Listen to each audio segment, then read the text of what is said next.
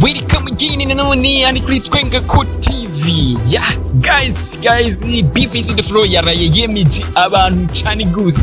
Yareye kubise neza hababaza ubona yuko hari beef yatanze ibintu bidashoboka, ikoze ibintu bidashoboka muri show cyangise mu bugeni bwiwe. Ariko abantu benshi bakomeje kugenda bibaza ati be yari show cyangwa bwero bugeni abivanye ni kugenda beef yigenje. So guys, ubona ni beef is in the floor akoze amateka mbese ubona yuko ari beef uyu munsi abubwira ariho yatanze message ikomeye cyane mbese kuvyerekeye n'ubugeni bwiwe bwaraye bubaye. Ndiyo message ivuga gute?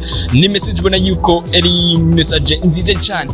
Yeah guys, welcome again. Rero atugende tubana tugiye kubona ni BWABO mega speaker mbese ndabivuga mbese n'ayandi mishi umusanguzo umwe kumbi cyangise unyite icamamare cy'ivyamamare ubundi ngaharabamamare ngo nihimba ndi mbese abikorwa by'abamamare nivyo nshigikira. So guys, rero reka tugaruke mbese kuri bimwe byagiye biranga ino show ya Friends on the Floor.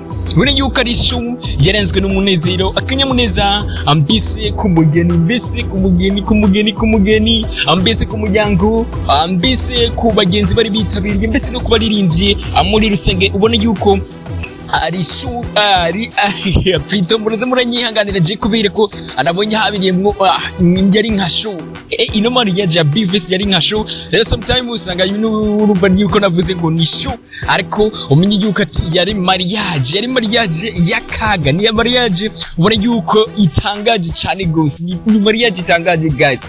Nk'abantu bitabiriye barariye show kabisa. Ni beef on the floor atabashije kwigumya, ayavuze ati ndabahishu ati je nk'umustar ati navyo kwifata ngo bimwe by'intuza ngo by'ubusoni. Ni beef on the floor ubona yuko yirekuye guys, yarirekuye maze atanga show. Ubona yuko yagiye performinga indirimbo zigiye zitandukanye, yara performinze nk'indirimbo wunguce iki, performinga indirimbo connection. Ubona yuko yari kumwe mbisi n'umuririmbyi wo muri Tanzania, ari indirimbo irishasha ikimoto bushasha. Ubona yuko neza na neza yayi performance mbese abasha gushimisha abantu bose bari bahari. Yari nka show guys, yari nka show ino mariage ya beef yatangaje benshi. So rero reka tugaruke ku butumwa mbese yabashije gutanga ku rubuga rwa Facebook. Ubona yuko ari ubutumwa mbese burimwo ugushima n'ubutumwa burimwo ugushima mbese gushimira umwe wese yageze muri kijya kibanza.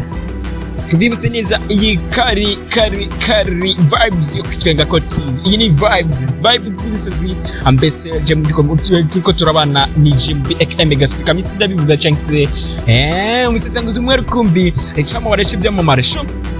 Reka rero turabe ino message mbese yatanze. Ni message ivuga neza ati ni message rero ubona yuko abaririmbyi bacu bamaze kuba bari professional cyangwa se bamaze kuba abaririmbyi kinyamwuga n'abaririmbyi bamaze kuba kinyamwuga. Ubona yuko basigaye bandika mu Cyongereza. Ni message yabashije kuba ashira mu rurimi rw'icyongereza maze ararohere acashiraho n'amafoto ngatafoto ntacyabaye ngatafoto ntacyabaye. Ubona yuko yasizeho amafoto mbisi y'urubanza rw'ije mu foto. Ubona yuko ari amafoto meza cyane abari kumwe n'icyuki ciwe cyangwa se umugore mutundi rukodyo. Ubona yuko ari beef on the floor ukuri black nta byango ngo beef ngo mariage biki ati ndamucikanye kuri black. Ubona yuko yasize ko ati ndamucikanye mu modoka irenze cyane.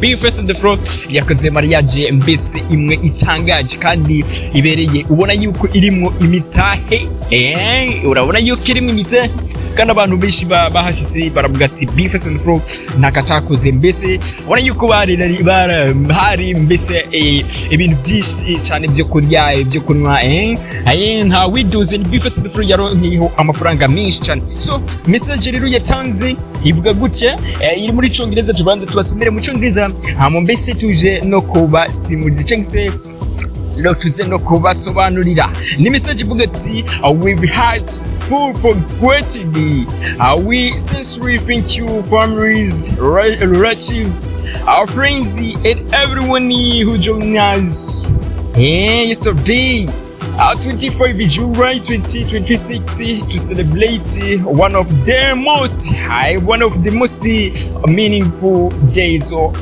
our lives. Ubona yuko ngaha Bifisi in the Flow yabashije gushimya mbese bivuye ku mutima ati ndabashimiye ati n'imitima yuzuye ishimwe ati n'imitima yuzuye ishimwe turashimira turabashimira tubikuye ku mutima mbese imiryango abavandimwe inshuti n'abantu bose mbese bitabiriye ibirori by'ubukwe bwacu mbese ku iyi tariki ya 25 z'ukwezi kw'indwi mbese 2026 ati uyu munsi ati umunsi wabaye umwe mu minsi ifise agaciro gakomeye mu buzima bwacu. Ubona yuko ari mbese ubutumwa bubandanya buvuga ati your presence, warm wishes, prayers, love in the support made our wedding celebration truly unforgettable, sharing these special moments with each of you are filled our hearts with joy and the created memories we will cherish forever. Ubona ni Bifisi avuga ati akomeze gushimira abantu avuga ati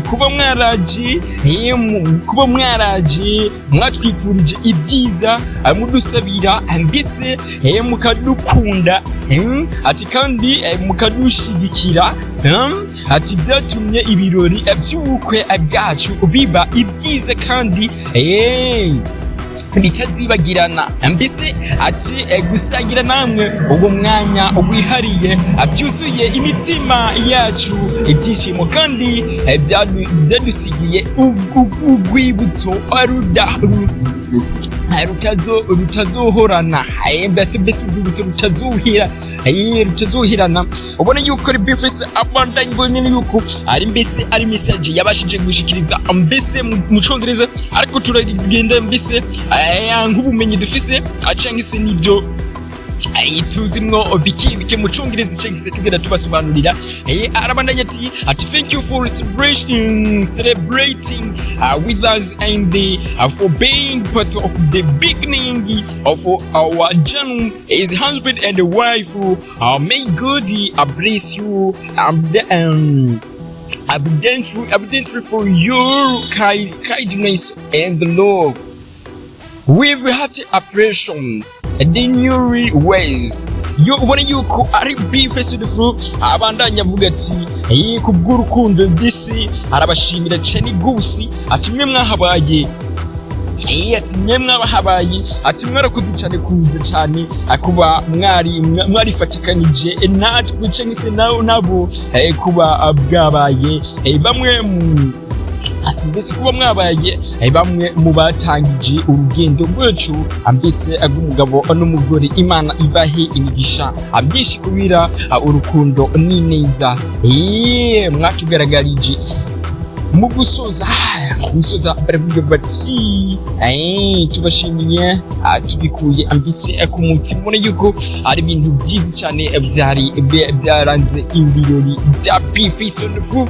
Ubona yuko mbese tugiye kugaruka. Ubona yuko ari Bifisi yabasheje kubashimira cyane. Ubona yuko n'umutima wuzuye, ubona yuko mbese n'umutima wuzuye urukundo mwamugaragarije kuba mwarahaje ati byatumye mbese batangurana mbese umuryango nk'umugore n'umugabo w'abantu bashigikiwe kandi ntibazokwibagira ati mwe mwese mwahabaye ati mwarakoze cyane gose nk'uko twabagiye tubabisobanurira mu byo dushoboye cyangwa se mu byo dusobanukiwe. Reka tubifurize ibihe byiza. None ubenye kari mariage yari yigitangaza ya Bifisi the Flow yakoze mariage tazokwibagirana. Umuntu yari yahashitse niwe yabasha mbese kubibona neza cyane ko Bifisi the Flow ari the producer kabisa. Ni rap tight ubona yuko Bifesi Dufro mbese hari n'indirimbo yaririmbiye mbese umushari we cyangwa se umugore wiwe warayabaye umugore wiwe bwite. Ubona yuko ari n'indirimbo mbese igiye ubona iryoshye cyane, n'indirimbo iryoshye cyane mbese nyimba wiwe warakurikirana ubukwe bwa Bifesi Dufro nakaka jambo ubwo musigira muri commentaire cyangwa se umwifurize urugo ruhire. Ubona yuko bamaze kuba barushinga ntutangwe gukora commentaire yawe hasi la vista komishe aka mbese kamisi navuga mbese na yari bishi tugiye kubana no mu yindi video hasi la vista.